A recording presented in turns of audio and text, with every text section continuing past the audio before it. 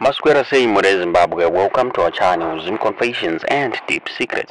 Kana kariki kutanga kukuyepa nini channel, please don't forget to subscribe. Kana uchingwa garaka subscribe. Don't forget to comment and share this video. Nasi More Zimbabwe tawigira Nyaya yabuditswa na Jonathan Moyo tora wachiti ne Nelson Chamisa vari kuplana a trip to South Africa. Iyo vada kuita a meeting ne ambassadors the EU hari ku South Africa. Vatari vachiti in this meeting Nelson Chamisa vada kukumbira diplomatic, financial and logistical support from EU. Mshere mekunge pane chaos irikuitika mutrip si kutaura kutrikuita zvirunzi this trip iri kufandwa nema ambassadors iri kufandwa ne EU and pari ku expect kunzi va Nelson Chamisa vada kunzi vapiwe mari yekuti va hold Congress by end of this month.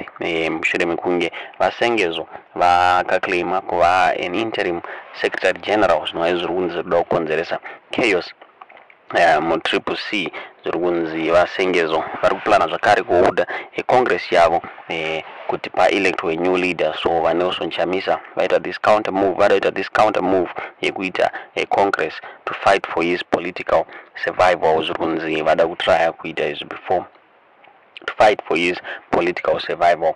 Tisingaziye kuti ichokwadi chabuditswa na Jonathan Moyo pataura zvakare pachinzi va Nelson Chamisa vane another meeting but Haisati yakonfirmwa ne one of my ministers international relations ku South Africa, but this meeting iri kunzi Haisati yakonfirmwa. The one yakonfirmwa the EU yavada kuti vakumbire support ye finance pamwe chete ne zvimwe zvakati one day kuti vabatsirwe ne-EU kuti pati yavo irambe ichisurvive muri Zimbabwe meno. Munoona sei nyaya yabuditswa na Jonathan Moyo. Tizwe zvamuri kufunga pamusoro penyaya iyi mu comment section.